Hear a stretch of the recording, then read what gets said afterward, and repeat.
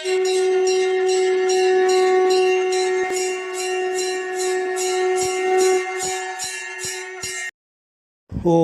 ஸ்ரீ குருப்பியோ நமः. ஓம் கம் கணபதயே நமः. நம்ம ஸ்ரீநிகேதன் வலைதளம் வாயிலாக முருகப்பெருமானுடைய சஹஸ்ரநாமத்திலிருந்து தினம் ஒரு நாமாவளியை சிந்திச்சுருக்கோம். இன்றைய தினம் 597வது நாமாவளியாக ஓம் பல பிரமதனாய நமஹம். முருகப்பெருமான் இந்த நாமாவளி பலத்தை அழிப்பவருக்கு நமஸ்காரம், அதாவது துஷ்டர்களின் பலத்தை அழிப்பவராக, துஷ்ட சக்திகளை அழிப்பவராக இந்த நாமாவளி அவரை வர்ணிக்கிறது. பலஹானா பார்த்தோம், பலம் பொருந்திய. பிரமதனம் அப்படின்னா அடித்தல், அதை ஒழிக்கிறது, அது இல்லாமல் பண்ணுவது, இதெல்லாம். அப்போ பலம் பொருந்தி அசுர சக்திகளை அழிக்கிறாராம். ஏன்னா அந்த அசுர சக்திகள் இருந்ததுன்னா தேவர்கள் நல்ல சக்திகளுக்கெல்லாம் துன்பமானது ஏற்படும். அப்போ அந்த அசுர சக்தி அழிப்பதற்காகவே தான் அவர் அவதாரமே பண்ணுறார். அந்த அசுர சக்திகள் எல்லாம் எப்பேற்பட்டவா அப்படின்னா தவம் இருந்தவா, அவ்வளோ தவம் இருந்திருக்கா. ஒத்த அசுரர்களும் யாருமே சாதாரணமாக வரத்தை அடையலை, மிகப்பெரிய தவறுகள் செய்தாலும்.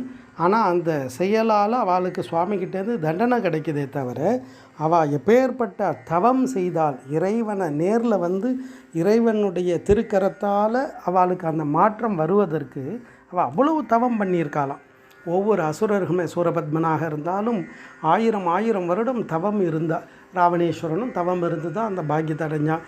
மகிஷாசுரன் அம்பாளுடைய திருவடி படணும்னா அப்போ எப்பேற்பட்ட தவம் பண்ணியிருக்கணும். அப்படி அந்த அசுர சக்திகள் வரம் பலத்தால் இருந்தாலும் தன்னுடைய செயல் தவறாக இருக்கும் பட்சத்தில் சுவாமியே அந்த பலத்தை அழித்து அவளுக்கு அனுக்கிரகம் பண்ணுறார்.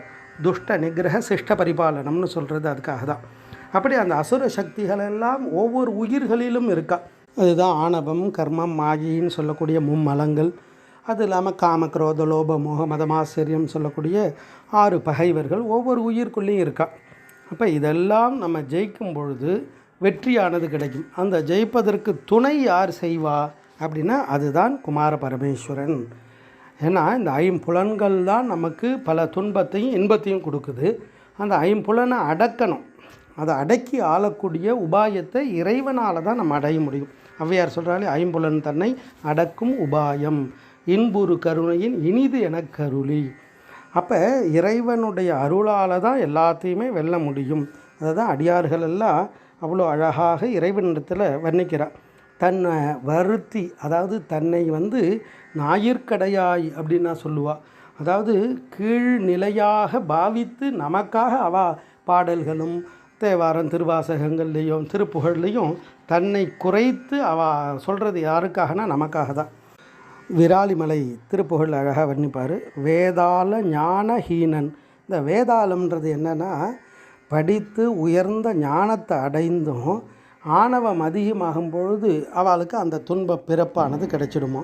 அதை தான் சொல்கிறார். வேதாள ஞானஹீனன் விதரண நாதானில்லாத பாவி அணிஜவன் வீணால் படாத போத தவமிலி பசுபாச வியாபார மூடன் யானும் உனது இரு சீர்பாத தூளியாகி நரகிடை வீழாமலே சுவாமி திருவருள் புரிவாயே அப்படின்னு கேட்குறார்.